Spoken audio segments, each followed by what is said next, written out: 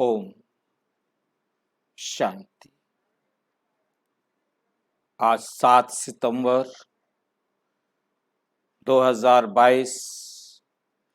आज की साकार मुरली रंगीन बड़े बड़े अक्षरों में पढ़ें, सुने और मंथन करें।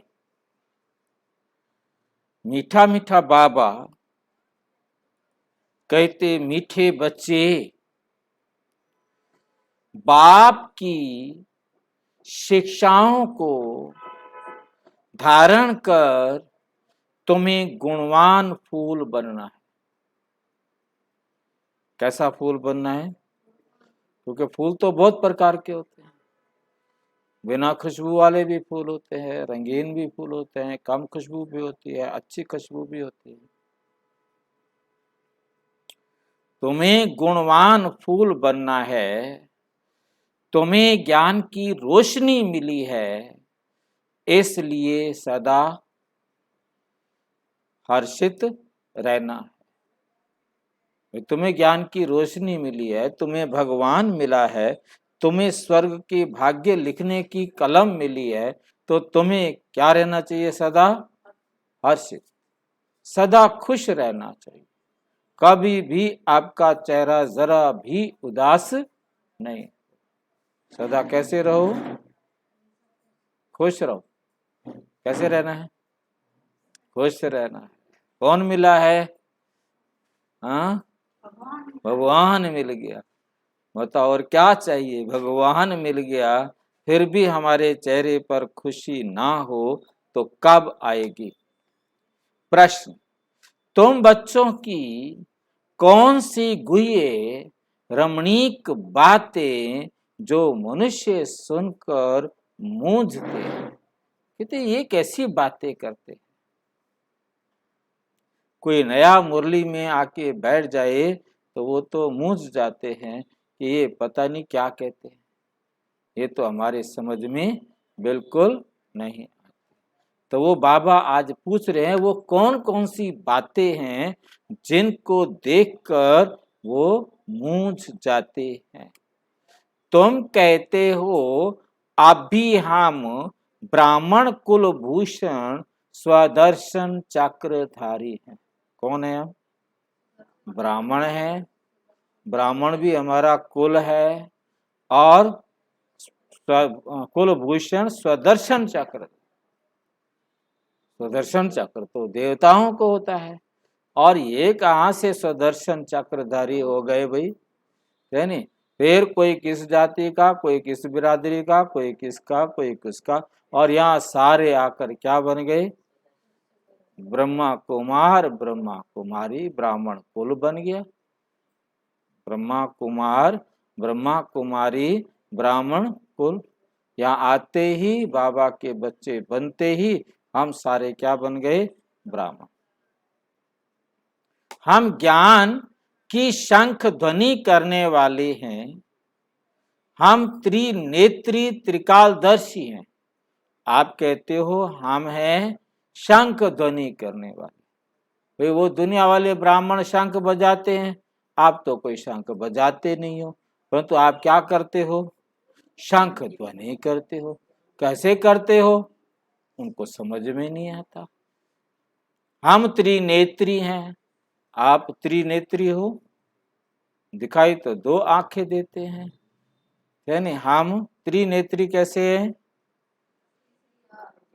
हमारे पास एक ईश्वरीय ज्ञान जो प्राप्त हुआ है उसका तीसरा नेत्र है, जिससे हम वो समझ सकते हैं, वो देख सकते हैं जो हम इन दो आंखों से नहीं देख सकते। जो हम इन दो आंखों से नहीं देख सकते। और क्या है हम? त्रिकालदर्शी। कैसे हम त्रिकालदर्शी हैं?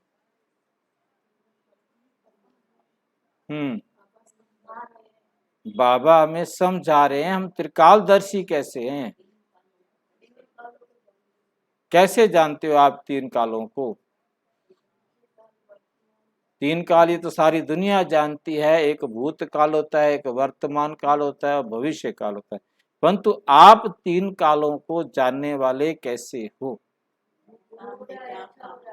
हाँ जी, जो हो रहा है अच्छा हो रहा है।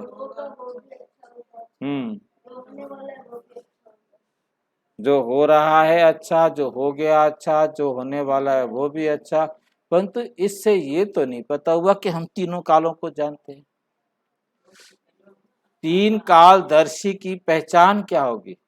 जो त्रिकालदर्शी है वो कैसे पहचान में आएगा? क्या ड्रामा को साक्षी रखेगा। फिर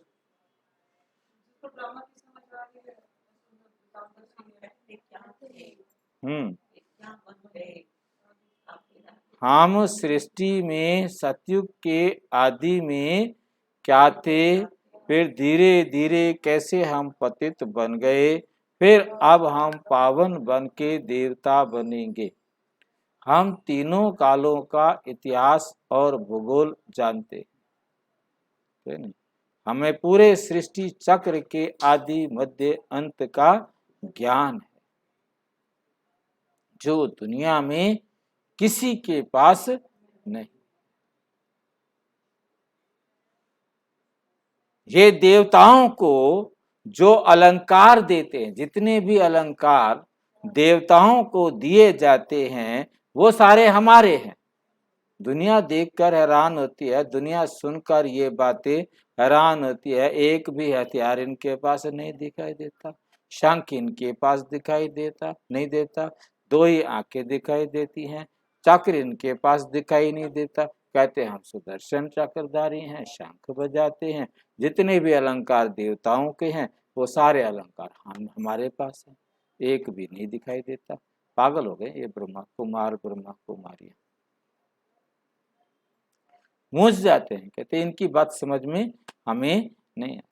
नंबर 2, तुम कहते हो बाप से जो नॉलेज, बाप मुख से जो नॉलेज देते हैं ये शंख ध्वनि है।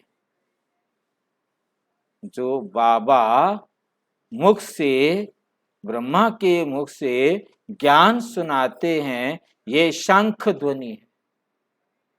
इससे हम मनुष्य से देवता बनते, इसी को ही मुरली कहा जाता है।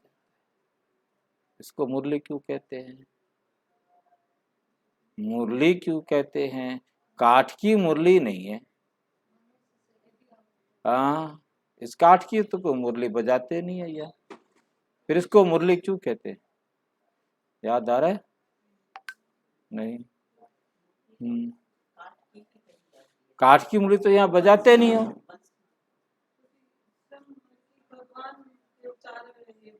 भूल जाते हो, भूल गए हो काफी टाइम। कोरोना के बाद अभी जब याद आएगा, कोरोना के बाद आज पहली बार ये बात आ रही है, परंतु कोरोना काल से पहले तो होती थी ना। को मुरली कहा जाता है, एक बांस की मुरली होती है, उसमें सुराख किए हुए होते हैं। जब उसमें फूका मारा जाता है, उसके सुराखों पर उंगलियां रखी जाती हैं, तो उससे स्वर निकलता है, उससे ध्वनि निकलती है नहीं? उसे मुरली कहा जाता है, परंतु वो है काठ की मुरली। इस काठ की मुरली को ध्यान में रखते हुए बाबा ने कहा आपकी फेफड़ों से लेकर यहाँ तक ये पूरा पाइप है, ठीक है। जब यहाँ से हवा चलती है उसके रास्ते में आप गले में, तालू में, मूर्धन्य में, दांतों से, होठ से, नाक से, अलग अलग जगहों से आप उसके बीच में रुकावट पैदा करते हो, तो वो जो ध्वनि निकलती है वो मुरली।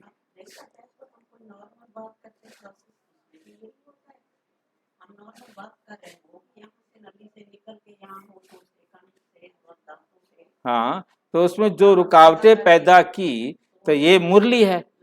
बाबा ने कहा ये मुरली है, मैं आकर इसके फेफड़े से हवा देता हूँ, रुकावटें पैदा करता हूँ, मुरली सुनाता हूँ, ठीक है।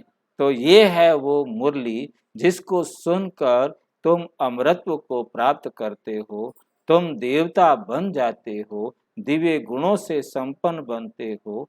और ये सारा ज्ञान परमात्मा आकर, इसी मुरली है ना, इसलिए इसको मुरली कहते हैं, ना कि वो काठ की मुरली बजाने से किसी का कल्याण होगा, है ना, उससे कान रस मिलेगा, परंतु ये आत्मा को चरित्रवान श्रेष्ठ देवता बनाएगी।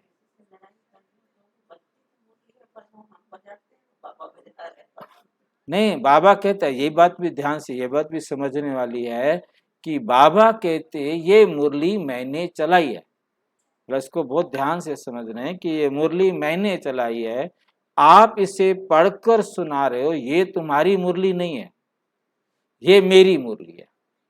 तुम इसे पढ़कर सुना रहे हो या पढ़कर सुन रहे हो, ठीक है, मुरली है ये बाबा की। जब मेरे ज्ञान को आप जीवन में धारण करके जो आप चलाते हैं, वो आपकी मुरली है, वो आपकी मुरली है, क्योंकि आप ऐसी व्यवहार, ऐसी बातें करते हो जो सब आपकी बातें सुनना चाहते हैं, आप ऐसी बातें करते हो जो आपकी तरफ कोई देखना भी नहीं चाहता। मुरली तो आपकी है ना, वो मुरली आपकी है। ये मुरली चाहे कोई भी पढ़ेगा, ऐसे लगेगा ये तो कमाल की बात है, मुरली तो बाबा की है, कमाल की बात तो बाबा की है, मेरे पास तो ये ज्ञान नहीं है ना। कोई दीदी इसको मुरली को पढ़ रही है तो उसके पास भी तो ये ज्ञान नहीं है ना, तो वो इन बातों को सुना रही है, ये बातें परमात्मा की। जब कोई अपने जीवन में धारण करके औरों को समझाए, वो उसकी मुरली, तो अंतर समझना है। वो परमात्मा की मुरली हो गई, जो आप अपने अनुभव से कुछ भी सुनाते हो वो आपकी मुरली हो गई, है तो मुरली। ये भी बहुत गुह्य और रमणीक बात है, जिसे समझने में मनुष्यों को मुश्किल लगती है, कि यही बहार है। ओम शांति। मीठे मीठे ईश्वरीय संतान जानते हैं कि हमारे लिए सबसे ऊंची बहार की यह मौसम, कि यह मौसम है। बहारी मौसम में फूल आदि सब खिल जाते हैं, फूल आदि सब खिल जाते हैं, ये है बेहद के बहार की मौसम। तुम पर ज्ञान की बरसात होती है, तुम सूखे कांटे हैं, कांटे से तुम फूल बन जाते, वहां भी बरसात होती है तो बहार का मौसम आ जाता है, और यहाँ बाबा क्या करते हैं, ज्ञान बरसात करते, और वो बरसात करते यानी फूल खिलते, और यहाँ बरसात होती, कांटे से फूल बनते। दुनिया में ऐसे नहीं हो सकता, ये भी तुम ही जानो, नंबरवार पुरुषार्थ अनुसार। कोई तो बहुत खुशी से खुशी में रहते हैं कि हम इस ज्ञान वर्षे से, कांटे से फूल बनते हैं, इस ज्ञान वर्षा से क्या बन जाते हैं, कांटे से फूल बनते हैं। झाड़ जब एकदम सूख जाता है तो एक भी पत्ता नहीं रहता। हर वर्ष ये हाल होता है, पहली बार नहीं हो रहा, हर साल यह हाल होता है। बरसात होगी और फसलें भी होंगी, है नहीं, और बाबा आएंगे, ज्ञान सुनाएंगे, और फिर खुशहाली आ जाएगी। हर वर्ष ये हाल होता है। फिर बरसात में पत्ते भी सुंदर, फूल भी बड़े सुंदर हो जाते, फिर से मौसम आया पतझड़ आई, सारे पत्ते झड़ गए और फिर बरसात हुई और फिर सारे पत्ते हरे भरे हो गए। तो ये ज्ञान बरसात की बहारी मौसम, ये ज्ञान बरसात की क्या है? बहारी मौसम है, फर्स्ट क्लास। अब ये है कांटों की दुनिया, अब ये है कांटों की दुनिया। झाड़ कहता है मैं कांटों का झाड़ बन गया। कौन सा झाड़ कहता है? ये मनुष्य झाड़ कहता है मैं कांटों का झाड़ बन गया हूं, एक दो को दुख देने वाला बन गया। सारे मनुष्य आज एक दो को क्या दे रहे हैं? दुख दे रहे हैं।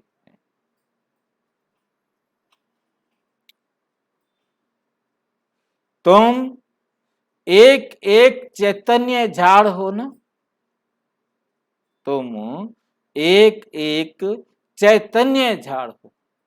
समझ में आया? आप झाड़ कैसे हो भाई? आप झाड़ हो कोई? हाँ जी, हाँ तो चैतन्य तो लगा दिया, तो आप झाड़ कैसे हो? आप कोई पेड़ हो?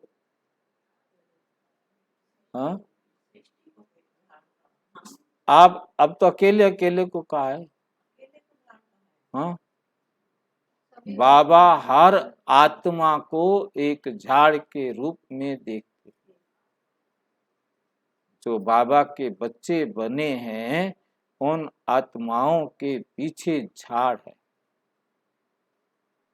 ये समझ में आती है बात? कितनी आत्माएं आपको देखकर बाबा के इस यज्ञ में जुड़ने वाली हैं, बाबा उन सब को देख। आपने यदि 4 जनों को कोर्स कराया, उन चारों ने जाके आगे 100 को कराया, 100 ने आगे जा करके तो झाड़ बन गया, झाड़ बन गया, है नहीं? तो बाबा हर आत्मा को जो बाबा के बच्चे बने हैं उनको एक झाड़ के रूप में देख रहे। धर्म पिताएं जो द्वापुर वाली आत्माएं भी आएंगी तो वो भी एक झाड़ होंगी। गुरु आएंगे वो भी एक झाड़ होंगे, क्योंकि चाहे किसी के पीछे 1 लाख, किसी के पीछे 10 लाख, किसी के पीछे 4 लाख, किसी के पीछे 1000, किसी के पीछे 4 लाख आएंगे ना, आएंगे। कहाँ जाएंगे? घर तो यही है, दुकान तो यही है, लेकिन सबको जुड़ना तो इसी झाड़ के साथ है। अभी तुमको ज्ञान की रोशनी मिली है जिससे तुम ऊंच पद पाते हो। तुम क्या से क्या बनते हो? तुम जानते हो अभी हम अपवित्र से पवित्र बनते। विष्णु भी युगल रूप है ना, साक्षात्कार जोड़ी रूप का होता है। साक्षात्कार किसका होता है? युगल जोड़ी रूप का होता है। विष्णु को 4 भुजाएं दिखाते हैं ना, परंतु उनको ज्ञान तो कुछ भी नहीं। विष्णु को ज्ञान तो कुछ भी नहीं है, भी कुछ भी है नहीं। 2 रूप मिलाकर डांस करते हैं। अब वो क्या करते हैं दुनिया वाले? एक रूप इधर कर देते हैं, एक रूप इधर कर देते हैं, 4 हाथ कर दिए तो डांस करते हैं। एक तरफ लक्ष्मी दिखाई दे जाती है, एक तरफ नारायण दिखाई दे जाते।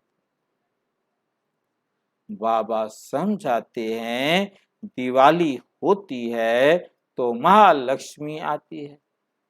तुम दोनों को बुलाते हो, आगे लक्ष्मी पीछे नारायण होता है। लक्ष्मी 2 भुजा वाली होती है, माँ लक्ष्मी 4 भुजा वाली होती है, परंतु ये भी बातें अभी तुम जानते।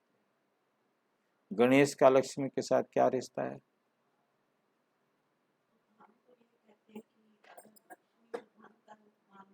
हाँ,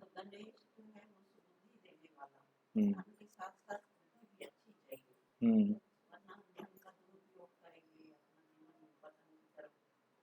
तो तुम्हारे पुराण क्या कहते हैं?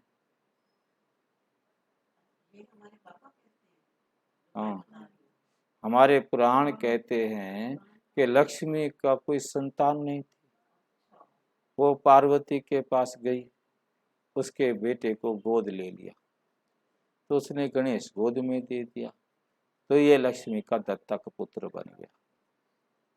तो पुत्र को आगे रखा कि ये भी मेरे साथ पूज्य बने। शिव और पार्वती ने भी गणेश को पूज्य रखा। ये सारे गपोड़े हम भक्तों ने पता नहीं कैसे कैसे गढ़े, मतलब उनको सुन सुन करके भी जो है ना, पढ़ पढ़ करके भी बन रहा।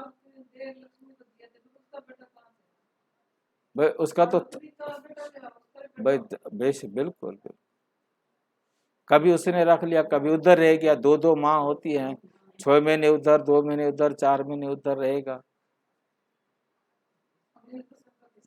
हाँ जी।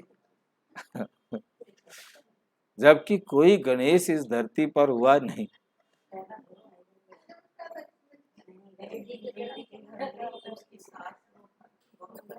हाँ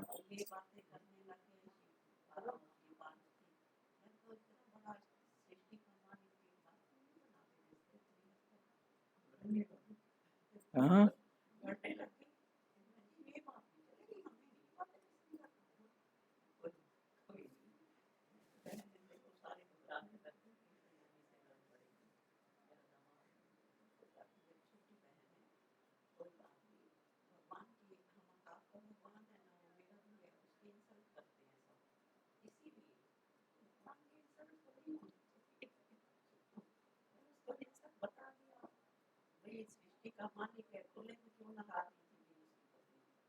जो मतलब कहने का कहानियां बनाने में ना ऐसी ऐसी,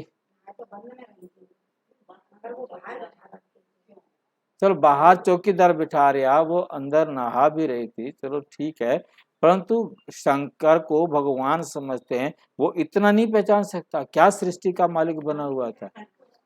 क्यों क्यों उसने उसको मारा भाई?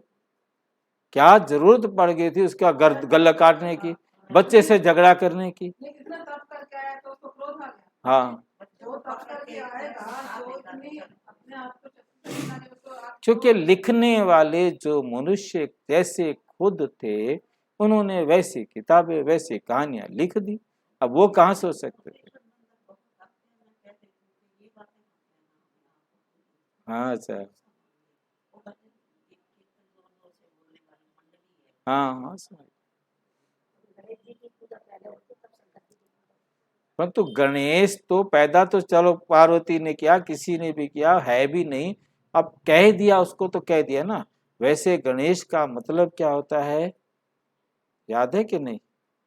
गाण जमा ईश, ईश्वर तो एक ही है, मतलब एक ग्रुप का ईश्वर, सबका ईश्वर, ईश्वर तो ईश्वर ही है। कह दिया गणेश एक ग्रुप का ईश्वर, भाई ईश्वर तो ईश्वर ही है ना। अब उसे कुछ ग्रुप का कहो तो चाहे अलग कहो, मतलब एक कुछ लोगों का ईश्वर। हाँ, फिर इसको सबसे सर्वोच्च पूज्य बना दिया। मतलब कहानियां गढ़ने में, मतलब हाँ, मतलब पूजा करने में, मतलब कहानियां गढ़ने में समझ में नहीं आता क्या क्या सोच करके कहानियां गढ़ देते हैं।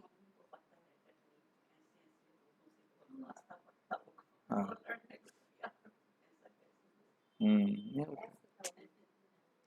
परंतु ये बातें अभी तुम जानते, आगे बिल्कुल ही नहीं जानते थे, एकदम कांटे थे, एक दो को दुख देने वाले थे। तो अब फूल बन रहे हो, ग्रंथ में भी कहा है। कौन सा ग्रंथ? गुरु ग्रंथ साहब में कहा है, मानुष से देवता किए करत न लागेगा। परंतु वो जानते नहीं किसने बनाए, कब बनाए, कैसे बनाए। देवताएं होते हैं सतयुग में, अब उसके पास कलयुग में आया वो, उसे क्या मालूम? ये भी सोच के देखो, क्योंकि ये भी, क्योंकि हमारे, क्योंकि गुरु नानक जी कोई अलग से तो धर्म पैदा नहीं किया, उन्होंने वही जो यहाँ चलता आ रहा था उसको अपनी रीति से अपने भजनों में समाहित कर दिया। वे हैं देवी गुण वाले, इस समय के मनुष्य हैं आसुरी गुण वाले। इस समय के मनुष्य हैं आसुरी गुण वाले। गुरु नानक जी ने सिर्फ मूर्ति को महत्व नहीं दिया, क्योंकि मूर्ति कोई भगवान नहीं है, इसमें कोई झूठ भी नहीं है। आर्य समाज ने मूर्ति को भगवान नहीं माना, बिल्कुल ठीक नहीं माना, क्योंकि कोई भी मूर्ति भगवान है ही नहीं। अब अंधविश्वासी चलते आ रहे हैं, मूर्तियां पूजा करते आ रहे हैं, मानते आ रहे हैं, उनका पार्ट है। क्योंकि इन्होंने समय समय पर आकर सुधारने के लिए, समाज सुधारक जो आए, समय समय पर जो उन्होंने अच्छा देखा बताया। अब जिनको अच्छा लगा उन्होंने मान लिया, जिन्होंने अच्छा नहीं लगा नहीं माना, पार्ट है, हर एक का अपना अपना पार्ट।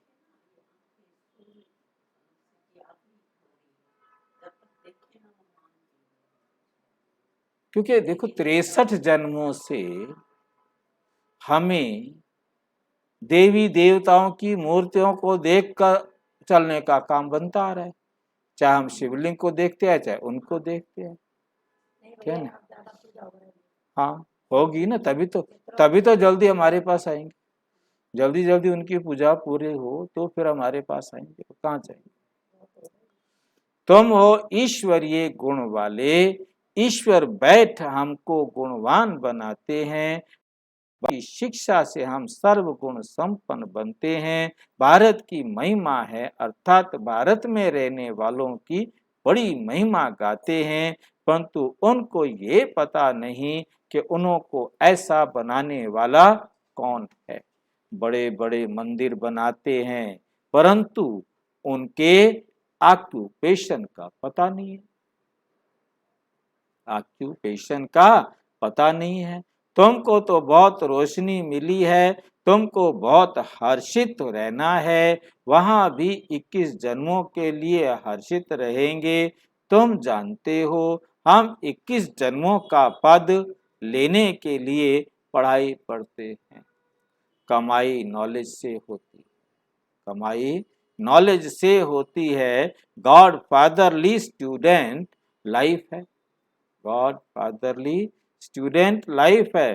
सूर्यवंशी घराने के मालिक बनते हैं, गोया स्वर्ग के मालिक बनते हैं। पावन दुनिया में भी सब एक जैसा पद तो नहीं लेते, सब एक जैसा पद तो नहीं लेते। सिर्फ एक लक्ष्मी नारायण तो राज्य नहीं करते, एक लक्ष्मी नारायण तो राज्य नहीं करते हैं ना, ये भी किसको पता नहीं है। सिर्फ डिनाइस्टी होगी, राजधानी होगी और राजाई भी होगी। सूर्यवंशी चंद्रवंशी थे, शिव बाबा ने नई दुनिया स्थापन की है।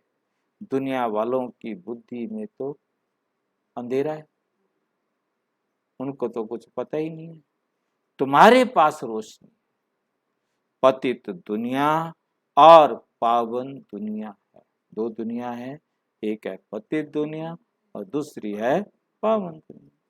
पावन दुनिया में भी नंबरवार मर्तबे हैं, प्रजा में भी होंगे, वहां तो सबको सुख ही सुख है। हर एक की अपनी अपनी राजाई जमींदारी आदि होती है, अपने अपने एरिया का, वहां पर भी जमींदार होगा। पतित दुनिया में सब पतित, परंतु उनमें भी नंबरवार, सब तो एक जैसे नहीं है। पतित दुनिया में भी सब नंबरवार हैं, पावन दुनिया में भी सब नंबरवार। जैसे सतयुग में ऊंचे ते ऊंचे डिनाइस्टी है लक्ष्मी नारायण की, राधे कृष्ण प्रिंस प्रिंसेस स्वयंवर के बाद लक्ष्मी नारायण बन जाते, लक्ष्मी नारायण बने ना। अब लक्ष्मी नारायण की डिनाइस्टी कहेंगे, राधा कृष्ण की नहीं, क्योंकि राधा कृष्ण का नाम बदल कर क्या हो गया, लक्ष्मी नारायण हो गया। राजधानी, राजाई, राधे कृष्ण की डिनेस्टी नहीं कहेंगे। राजाओं का नाम लिया जाता है, राजकुमारों का नहीं। थोड़ी सी भी बात कोई नहीं जानता। तुम सब जानते हो, तुम सब, परंतु नंबरवार पुरुषार्थ अनुसार। राजधानी में तो नंबरवार पद होते हैं ना, सब एक पद पर तो नहीं बैठेंगे ना। कहाँ सूर्यवंशी राजाई, फिर कहाँ प्रजा में भी चंडाल आदि जाकर बनते। पतित दुनिया में भी नंबरवार होते हैं, पावन दुनिया में भी नंबरवार होते हैं। अब बाप तुमको कर्म अकर्म विकर्म की गति समझा रहे। बाप कहते हैं बच्चे श्रीमत पर चलो। बहुत बच्चे हैं जिनको बाबा ने कभी देखा भी नहीं है, ऐसे बच्चे जिनको बाबा ने कभी देखा भी नहीं है, मतलब मिलने नहीं आए, आपस में बहुत अच्छी सर्विस कर रहे, बाप का परिचय देते रहते हैं, सिवाय ब्राह्मणी के, बिना ब्राह्मणी के, मुकर्रर किए बिना भी सेंटर चला रहे, सन्मुख मिले भी नहीं है, फिर भी सर्विस कर आप समान बना रहे हैं। सम्मुख रहने वाले इतनी सर्विस नहीं करते, जो सामने बैठते हैं आकर सामने रहते हैं वो इतनी सर्विस नहीं करते। रूहानी यात्रा सिखाना है ना, तुम हो रूहानी पंडे, तुम भी रास्ता बताते हो। ये आत्माएं, ये आत्माएं, बाप को याद करो। कहते हैं आत्माएं परमात्माएं अलग रहे बहुकाल, आत्माएं परमात्मा अलग रहे बहुकाल, सुंदर मेला कर दिया जब सतगुरु मिला। वो भी हिसाब है ना।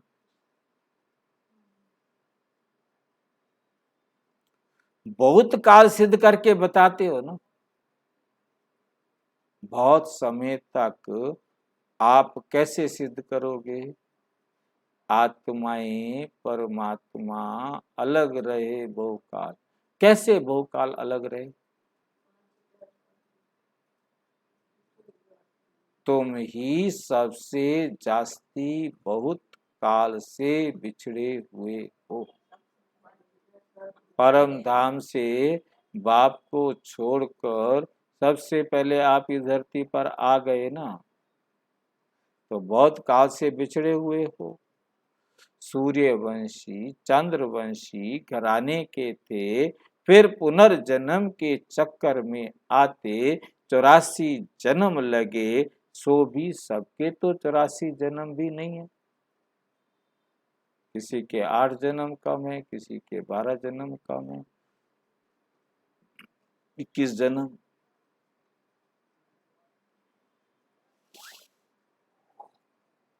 सबके 84 जन्म नहीं हो सकते। इस ज्ञान की रिम झिम में तुम बच्चे रहते।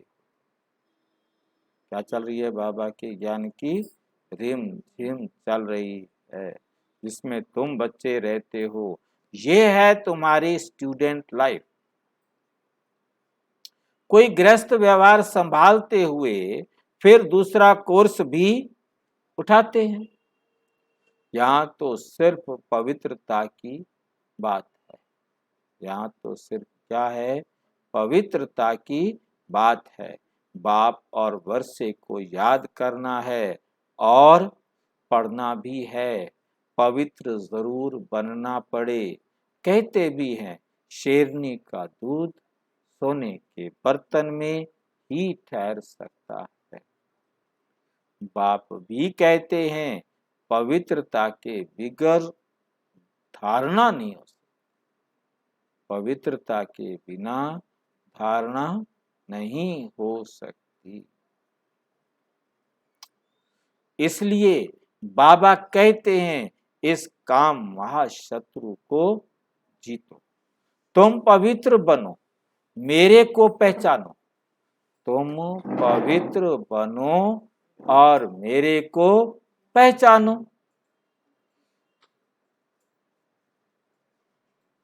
तब तो मैं बुद्धि का ताला खोलूं। तुम पवित्र बनो, मेरे को पहचानो, तो मैं तुम्हारी बुद्धि का ताला खोलूं। जब तक पवित्र ना बने, ब्राह्मण कुलभूषण नहीं बनेंगे, तो धारणा भी नहीं होगी। तुम ब्राह्मण कुलभूषण स्वदर्शन चक्रधारी हो और कोई समझ ना सके, दूसरा कोई समझ ही नहीं सकता।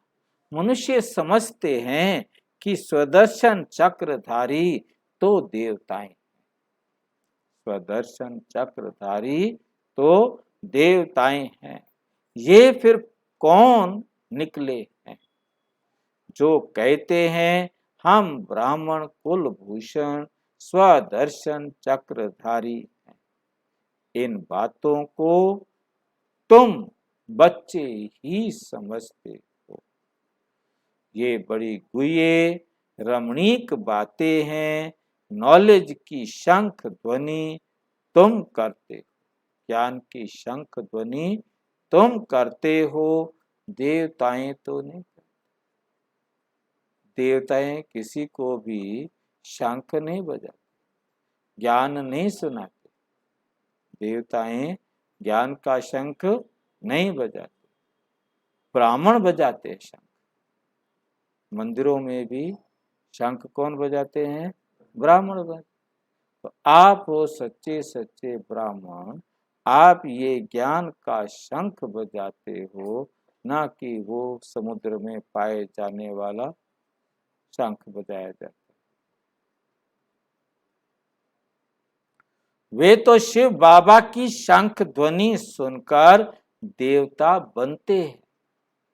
शिव बाबा तो है ज्ञान का सागर, परंतु उनको शंख कैसे देंगे? वो ज्ञान का सागर है, अब उसका कोई शरीर है नहीं, वो शंख कैसे बजाएगा? वो शंख कैसे बजाएगा? फिर क्या करता है? वो शंख कहाँ से लेता है? बाबा से। बाबा के शरीर का आधार लेता है और इसके अंदर फूंक मारता है और यहाँ से मुरली आ जाती है नहीं? इसको शंख कहो, इसको मुरली कहो, उनको ही मुरली कहा जाता है। बाकी कोई काठ की मुरली नहीं है, बरोबर ज्ञान की मुरली बज रही है। मनुष्य तो समझते हैं ये पूजा भक्ति आदि तो परंपरा से चली आती है, परंतु परंपरा से कोई चीज चल नहीं सकती। क्यों? परंपरा कोई चीज चल नहीं सकती, क्यों?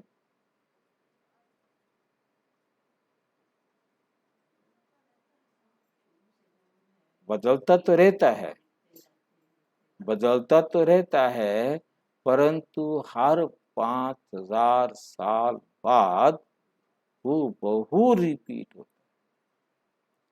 जो कुछ भी चलना है, जो एक 5000 साल चला, वो अगले 5000 साल बाद चलेगा। तो रिपीट तो नहीं हुआ ना, मतलब पुनः क्या बोलते हैं, अनादि काल से या परंपरा साल से तो नहीं चला है, परंपरा से भी नहीं चला ना। बीच में हर एक चीज का ब्रेक टूट गया ना। अब सतयुग वाला जो चला सतयुग में, ना वो त्रेता में चला, ना द्वापर में चला, ना कलयुग में चला।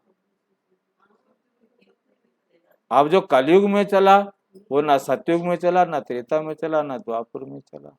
मतलब जो चीज होती है वो काल्प काल्प रिपीट होती है, परंतु परंपरा नहीं चलती कि लगातार चलती है, हमेशा चलती रहे। जैसे रात और दिन है, ये अनादिकाल से चलते आ रहे हैं और चलते रहेंगे। युग हैं, अनादिकाल से चलते आ रहे हैं, चलते रहेंगे, क्योंकि इसमें तो कोई चेंज आना नहीं है। इसको परंपरा कह सकते हैं, क्योंकि जो अनादिकाल से चला आ रहा है नॉन स्टॉप, रात से पहले दिन, दिन से पहले रात, रात से पहले दिन, रात, वो तो लगातार चलते आ रहे हैं ना। अब ये डिपेंड करता है, जैसे यहाँ किसी देश में साल कुछ है तो किस देश में साल कुछ है। हर एक के अपने अपने साल की शुरुआत अलग अलग है, हर एक के नियम अलग अलग है ना, हर एक के त्योहार अपने अलग अलग हैं। इस प्रकार से वो उनके हैं, परंतु वो उस टाइम चलते हैं जिस टाइम वो बनते हैं। कहते भी हैं रक्षाबंधन आदि परंपरा से चले आते हैं। अब सतयुग में, त्रेता में कोई राखी नहीं बांधता, द्वापर में भी कोई राखी बांधने का नियम नहीं है। बाकी बलि, हाँ, बाबा कहते त्योहारों को जन्म तो मैं आकर देता हूँ, परंतु भक्ति वाले भक्ति मार्ग में इसे बनाते, क्योंकि शुरुआत मेरे से होती है, मैं आकर बनाता हूँ, उसको फिर भक्ति में आकर वो दिखाते हैं, फिर भक्ति में वो विकृत अवस्था में होते हैं, मैं उनको फिर सीधा कर देता हूँ। राखी बांधना भक्ति मार्ग में शुरू हुआ जब राजा बलि की कहानी लिखी गई। अदरवाइज ना तो द्वापर में कोई नारायण ऐसा हुआ जैसे उन्होंने कहानी लिखी, ना ऐसा कोई राजा बलि हुआ जैसी उन्होंने कहानियां लिखी, ना ऐसा राम हुआ, ना ऐसा कृष्ण हुआ। कोई भी देवता, जो भी पुराण लिखे गए, ये सारे के सारे मन गढ़ंत।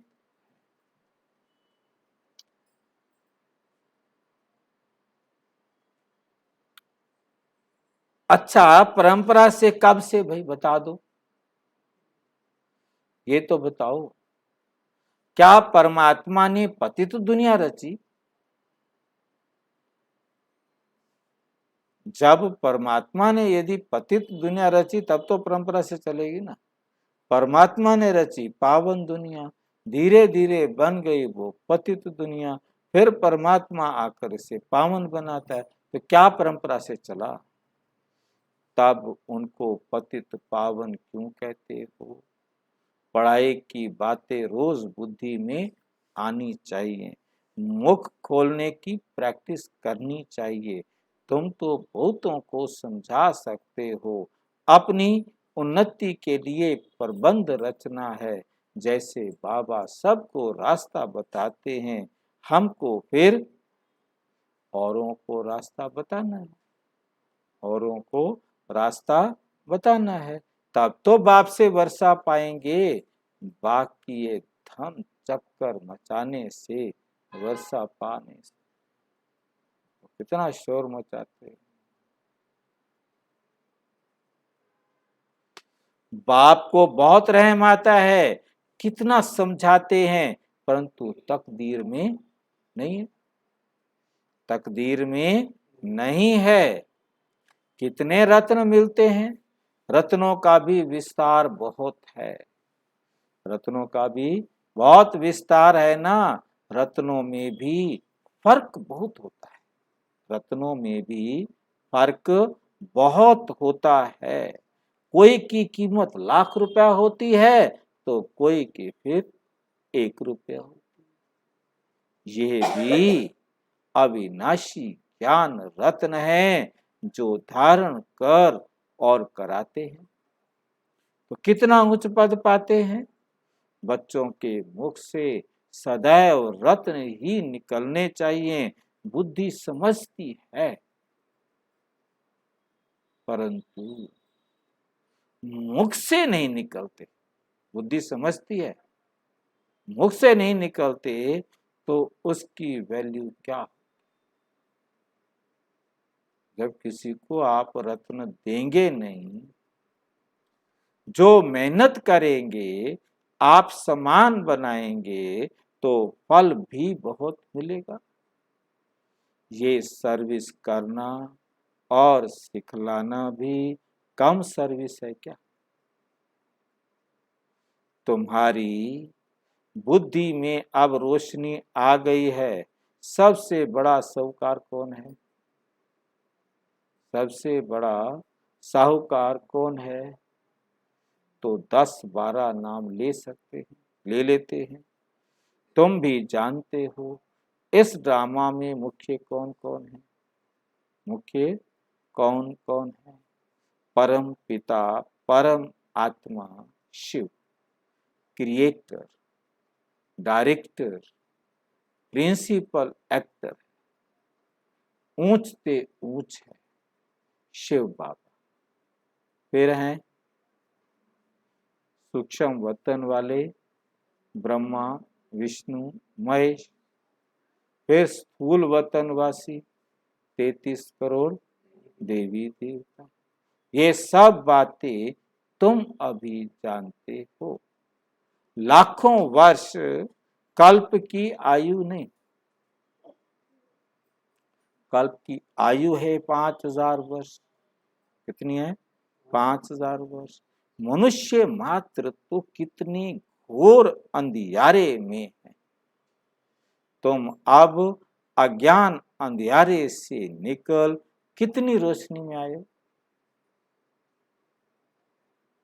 कोई तो रोशनी में आए हैं, कोई फिर अंधियारे में ही पड़े, आए नहीं है। इसमें है सारी बुद्धि की बात। कोई तो विशाल बुद्धि झट समझ जाते, आत्मा तो है ही स्टार मिसर। भ्रिकुटी के बीच में बड़ी चीज तो ठहर भी ना सके।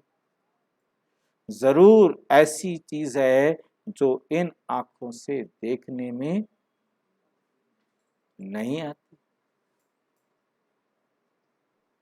समझ में आई है? बाबा क्या समझाना चाह रहा है? कितने धीरे धीरे बाबा समझाते हैं। कहाँ पहले बाबा कहते थे आत्मा अंगूठे मिसल है, मटर के दाने जैसी है, सरसों जैसी है, राई जैसी है, खसखस जैसी है। फिर वो क्या बोलते हैं, बड़ के बीज जैसी है। बड़ का बीज होता है छोटा सा, ऐसी है।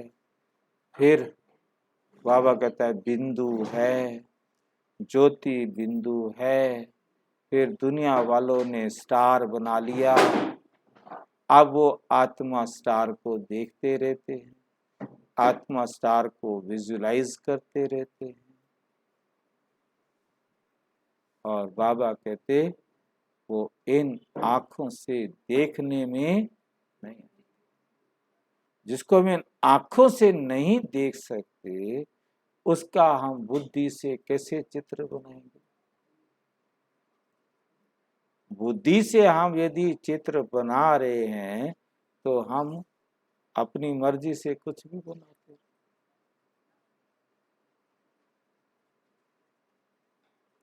बड़ी चीज हो तो दिखाई दे, आत्मा तो अति सूक्ष्म है, बिंदी मिश्र। ये है गुह्य ते गुह्य बात। ये हैं गुह्य ते गुह्य।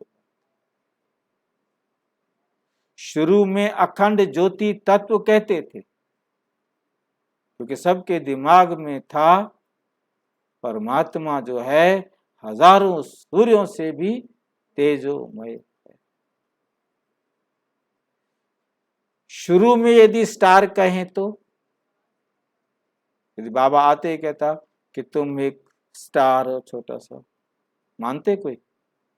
सबके दिमाग में बैठा था हजारों सूर्यों से तेजोमय है, और वो कहता छोटा सा स्टार, कोई ना मानता। इसलिए कितने साल लग गए? 22-23 साल लग गए बाबा को इतने बड़ी आत्मा से बिंदु तक आने। शुरू में कहे तो समझ भी ना सके, कल ही एक जैन बहन ने प्रश्न पूछा कि मैं पहले भक्ति में थी, देवी देवताओं की पूजा करती थी, अब जैन में आकर भी हम महावीर जी को तो सामने रखते थे, जो भी दिल की बात हम महावीर जी को कहते थे। अब आपने तो एकदम सब कुछ हटा दिया, क्या करूं, ये मेरे से नहीं हो पा रहा। कैसे, मतलब पार्ट है हर एक आत्मा का ना। कल उसने प्रश्न पूछा और बाबा ने जवाब भी दे दिया। यही जवाब है जो बाबा ने दिया, मतलब हाँ कल काली तो बात है। हाँ नहीं, मतलब कैसे प्रोसेस से बताया, ऐसे ही मतलब पहले जो बाबा आप बता रहे हैं, मतलब क्योंकि बाबा ने शुरू से एक बड़ा बड़ा बताया, फिर धीरे छोटा छोटा छोटा छोटा छोटा किया, तो टाइम तो लगता है ना। बाबा को इतना टाइम लगा है समझाने में, सोचे कोई दूसरा व्यक्ति नहीं, परमात्मा की पेशेंस देखिए ना। 1936 से ज्ञान सुनाना शुरू किया, धीरे धीरे धीरे धीरे, उसके बाद इन भक्त आत्माओं को भी ज्ञान सुनाने के अधिकार दिया ताकि भक्ति वाले सारे बच्चे जुड़ जाएं। अब आकर ज्ञान की बात करना, क्योंकि बाबा भी बड़े, देखो कितना पेशेंस से चलाया ना। ये तो नहीं है कि भाई जो भी भक्ति के भाव ना रखते और वो कैसे इन सबको जोड़ते, चाहे सूरज भाई हो चाहे जो भी हो, भक्ति की भावना रख के उन्होंने इतनी बड़ी दुनिया को बाबा से जोड़ा ना। नहीं जोड़ा, वरना जुड़ते, यदि वहीं पर वो सख्त हो जाते तो नहीं जुड़ते, है नहीं। बाबा का प्लानिंग, बाबा की जो पार्ट है वो वंडरफुल है, मतलब इस बात को हमें देखना है, कितना पेशेंस है बाबा में कि कैसे धीरे धीरे धीरे धीरे धीरे धीरे।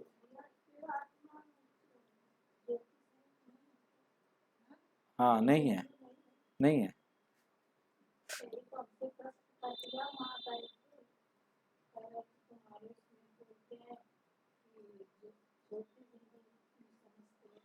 ज्योति बिंदु आत्मा है, परंतु इतनी छोटी है कि हम उसे इन आंखों से तो क्या, दुनिया के कितने बड़े से बड़े सूक्ष्म दर्शी यंत्र से भी नहीं देख सकते।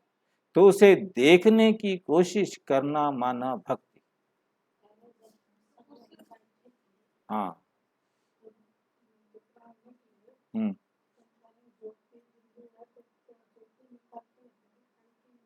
नहीं दिखाई देते ना, यही तो लाइन आपने आगे अब आपको समझ में आ गया ना, कि अब आपको समझ में आ गया कि इतना सूक्ष्म है कि दुनिया के किसी सूक्ष्म दर्शी यंत्र से नहीं देख सकते, आज तक कोई नहीं देख सकता,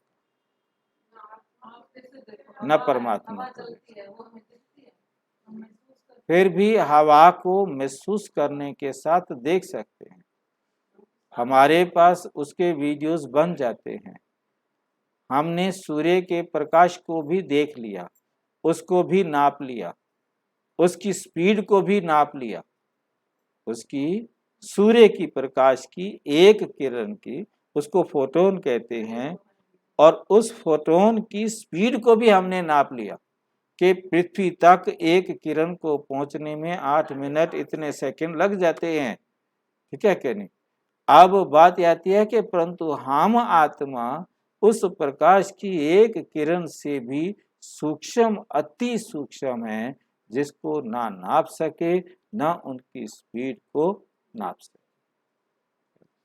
तो इसलिए बाबा कहते आत्मा एक तीखा रॉकेट है, एक सेकंड से भी पहले यहाँ शरीर छोड़ा और वहां आत्मा शरीर में प्रवेश करती है।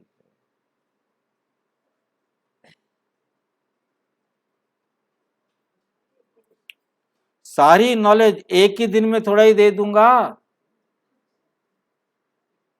मैं कुछ धीरे धीरे बताऊंगा ना, है नहीं। सारा एक दिन में पढ़ा दूं, फिर आगे कल क्या बताऊंगा, 100 साल पूरे भी तो करने हैं ना।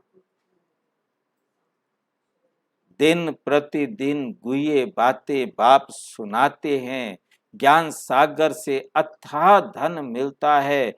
जब तक जीना है तब तक ये ज्ञान अमृत,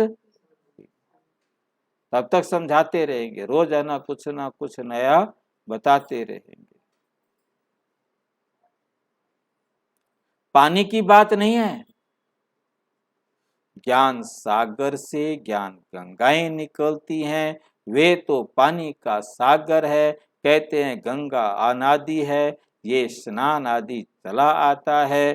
तुम देखते थे बच्चियां ध्यान में जाती थी तो गंगा जमुना नदी में जाकर रास विलास करती थी। यहाँ तो डर लगता है कि डूब ना जाए, यहाँ तो डर लगता है कि डूब ना जाए। वहां तो डूबने आदि की बात ही नहीं रहती, कभी एक्सीडेंट हो नहीं सकता, क्योंकि वहां के एरोप्लेन भी ऐसे होते हैं एक्सीडेंट प्रूफ। वहां की हर चीज ऐसी होती है कि किसी का कोई नुकसान हो नहीं सकता। तो यही बहार है, यही बहार है ज्ञान की, जिसमें बरसात होती है, जिसमें तुम कोड़ी से हीरा पतित से पावन बनते हो। पावन दुनिया बनेगी तो जरूर, पतित दुनिया का विनाश होगा। महाभारत में तो पूरा दिखाया नहीं है, दिखाते हैं पांडव पहाड़ पर जाकर गल मरे, साथ में कुत्ता भी ले गए। क्या पांडव कुत्तों को भी पालते हैं क्या? तुम तो कुत्ता पालते नहीं हो, यदि पांडव तुम हो, तुम तो कुत्ता पालते नहीं हो। कुत्ते का मान कितना रखा है, बहुत लोग कुत्ता पालते हैं, दुनिया में तो पालते हैं। बाप तुम बच्चों को समझाते हैं कि तुम बच्चों को बहुत हर्षित रहना है, तुम्हारे पर नित्य ज्ञान वर्षा हो रही है, तुम्हारे पर रोजाना ज्ञान की वर्षा हो रही है। तुम जानते हो कि बाबा कैसे आते, बाबा कैसे आते हैं, ज्ञान वर्षा करते हैं और भारत में ही आते हैं। इसलिए भारत की बड़ी महिमा है, भारत की बड़ी महिमा है। भारत ही अविनाशी खंड है, भारत ही अविनाशी बाप का बर्थ प्लेस है, अविनाशी बाप का जन्म स्थान है, जो शिव बाबा सभी को पावन बनाने वाला है और कोई जानते नहीं। वे तो कह देते हैं परमात्मा नाम रूप से न्यारा है, सर्वव्यापी है। कितनी बातें बता दी। बाप कहते हैं मैं आता हूं, मुझे ब्राह्मण जरूर रचने हैं। कहते भी हैं कि हम बाबा की औलाद है, औलाद है, तब तो ब्राह्मण कहलाते हैं। परंतु ये बातें भूल गए, शिव बाबा ने क्या आकर किया, कैसे ब्रह्मा मुख वंशावली बनाया, तुम अब जानते। अब भक्ति में हम अब तक कहते आए कि हम ब्रह्मा मुख वंशावली ब्राह्मण हैं, मैं बचपन से यही सुनता आया, यही पढ़ता आया, यही कहता आया, परंतु ये नहीं पता था कि मैं मुख वंशावली कैसे हूँ। हम ब्राह्मण मुख वंशावली हैं, ब्रह्मा के मुख से ब्राह्मण निकले। मैं समझता था ऐसे हम निकल आए होंगे, ऐसे हम निकल आए होंगे, पता ही नहीं। और उसके बाद ब्रह्मा कुमार बने, सोचा हम सच्चे सच्चे ब्रह्मा मुख वंशावली हैं, और बाद में पता लगा हम तो संकल्प वंशावली। धीरे धीरे राज खोलता है ना बाबा, एकदम तो बताता ही नहीं है। हम ब्रह्मा संकल्प वंशावली ब्राह्मण हैं। वे है रचयिता, तो जरूर नई दुनिया ही रची होगी, किसको भी पता नहीं है। ना जानने के कारण गालियां देते रहे। इसलिए बाप कहते हैं यदा यदा ही धर्म से ग्लानिर्भवति ये किसने कहा? श्री कृष्ण ने तो नहीं कहा, श्री कृष्ण ने तो नहीं कहा कि मैं आया हूं ज्ञान सुनाने के लिए। उसने कभी ज्ञान सुनाया ही नहीं, तो वो कहेगा कैसे? श्री कृष्ण की आत्मा को भी अब मालूम पड़ा है। कब से गीता लिखी?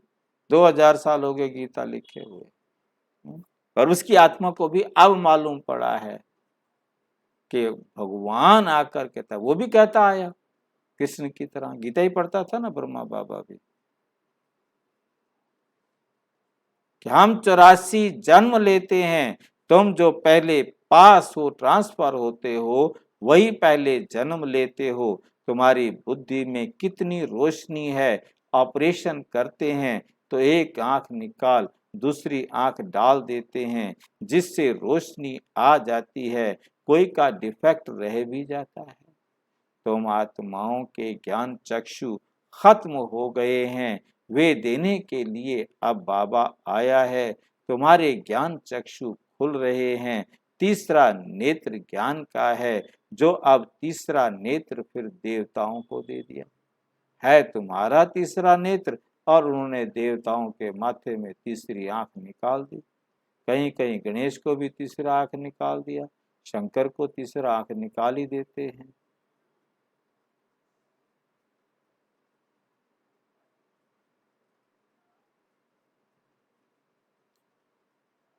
तीसरा नेत्र फिर देवताओं को दे दिया।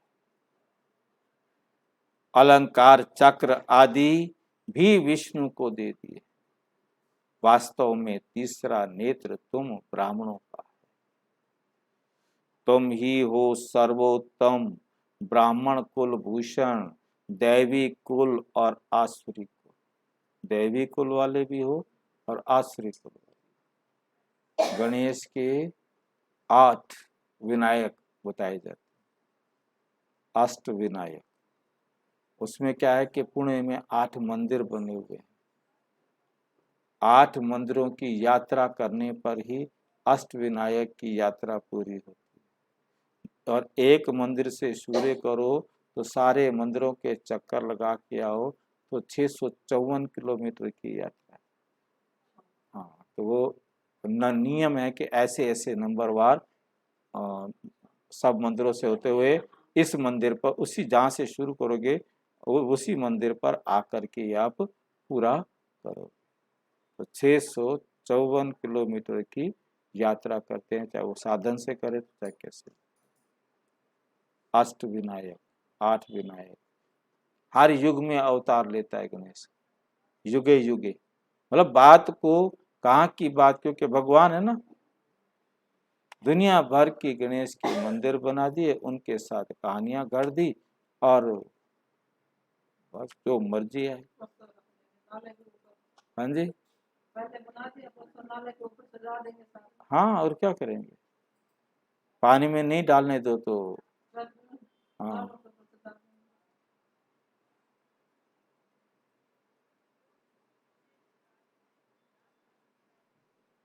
वर्ण कहो कुल कहो, बात एक ही।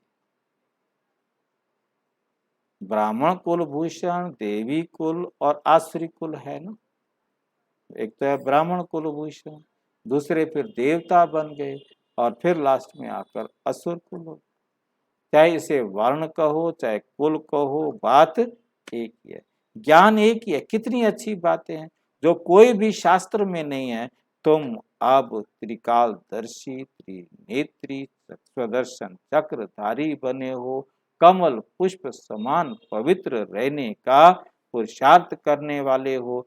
तुम जानते हो किसकी आंख अच्छी खुली है, किसकी आंख अच्छी खुली है, किसकी खुलती जाती है। आखिरीन 100% खुल ही जाएगी, 100% खुल ही जाएगी। मुख से ज्ञान रतन निकलते रहेंगे, तब तो रूप बसंत कहलाएंगे। अब तुम मेहनत करते, अब तो मेहनत करो। पुरुषार्थ करना चाहिए, जितना हो सके ज्ञान में बड़ा हर्षित मुख, गंभीर हर्षित मुख प्लस गंभीर प्लस विशाल मुख। हर्षित मुख एवं खाली तेरा तेरा कुछ और अंदर कुछ, हर्षित मुख के साथ गंभीर भी और उसके साथ विशाल बुद्धि भी, ये तीनों गुण एक साथ। सुख महसूस करते रहना है, स्वर्ग का वर्षा मिल रहा है, और क्या चाहिए बताओ, और क्या चाहिए? कितनी खुशी मनानी चाहिए। अच्छा, मीठे मीठे सिक्की लधे बच्चों प्रति माता पिता बाप दादा का याद प्यार और गुड मॉर्निंग। बाप की रूहानी बच्चों को नमस्ते। हम रूहानी बच्चों की रूहानी बाप दादा को नमस्ते नमस्ते। धारणा के लिए मुख्य सार नंबर 1, सदा ज्ञान की रिम झिम में रहना है, रूहानी पंडा बन सबको रास्ता बताना है, मुख से ज्ञान रत्न ही निकालने हैं, ज्ञान मनन कर सदा हर्षित मुख रहना है, गंभीर और विशाल बुद्धि बन सुख का अनुभव करना और कराना है। वरदान, धन कमाते अथवा संबंधों को निभाते हुए दुखों से मुक्त रहने वाले नष्टो मोहा ट्रस्टी भाव, नष्टो मोहा भी बनो और धन कमाते संबंधों को निभाते और वे दुखों से मुक्त रहे। नष्टो मोहा, कोई बात आपको दुखी ना कर, धन भी कमाओ संबंध भी निभाओ परंतु दुखों से मुक्त, नष्टो मोहा, ठीक है क्या नहीं, और ट्रस्टी। अब इसको कैसे मिलेगा, उसके लिए प्रैक्टिकल देखो कैसे बाबा कहते, लौकिक संबंधों के बीच रहते संबंध निभाना अलग चीज है और उनके तरफ आकर्षित होना अलग। ट्रस्टी होकर धन कमाना अलग चीज है, लगाव से कमाना मोह से कमाना अलग। नष्टो मोहा व ट्रस्टी की निशानी है, दुख और अशांति का नामो निशान। कुछ भी हो जाए, कभी बाबा एग्जांपल कैसे दे रहे हैं, कभी कमाने में धन नीचे ऊपर हो जाए, वाह, संबंध निभाने में कोई बीमार हो जाए, कुछ भी हो जाए, तो भी दुख की लहर ना आए, दुख की लहर ना आए। जो कुछ भी आपके पास है वो किसी भी क्षण चला जाए, तुरंत समझना है कि ये मेरा पेपर है और ये मेरा अंतिम पेपर है। पेपर तो है परंतु उसको क्या समझ लेना है, ये हाँ ये मेरा अंतिम पेपर है और मुझे हलचल में ये समझाने में भी टाइम लग जाएगा, क्योंकि पेपर तो 1 सेकंड का है, पेपर तो खत्म हो जाएगा, ये समझाने वाला टाइम भी ना लगे, इतना अभी से अपने आप को समझा कर तैयार, क्योंकि ये भी बोलना ना पड़े, बस 1 ही सेकंड में स्पष्ट, मतलब बोलना पड़ा समझाना पड़ा तो टाइम लग जाएगा और पेपर में फेल हो जाएगा। सदा बेफिक्र बादशाह। स्लोगन, रहम दिल उसे कहा जाता है जो निर्बल को हिम्मत और बल देता रहे। जो कमजोर आत्माएं हैं उनको उठाना है, उनके साथ ऐसे तरीके से मनसा वाचा कर्मणा व्यवहार करना है कि वो हिम्मत वाले बन जाए, उनमें भी बल भर दिया जाए। अच्छा, और विस्तार से जानने के लिए विश्व में 140 देशों में प्रजापिता ब्रह्मा कुमारी ईश्वरीय विश्वविद्यालय के किसी भी सेवा केंद्र पर संपर्क करें, और यदि कोई प्रश्न है तो 9213106986 पर केवल टेलीग्राम करें, 9650692270 पर केवल व्हाट्सएप करें, फोन नहीं। ओम शांति।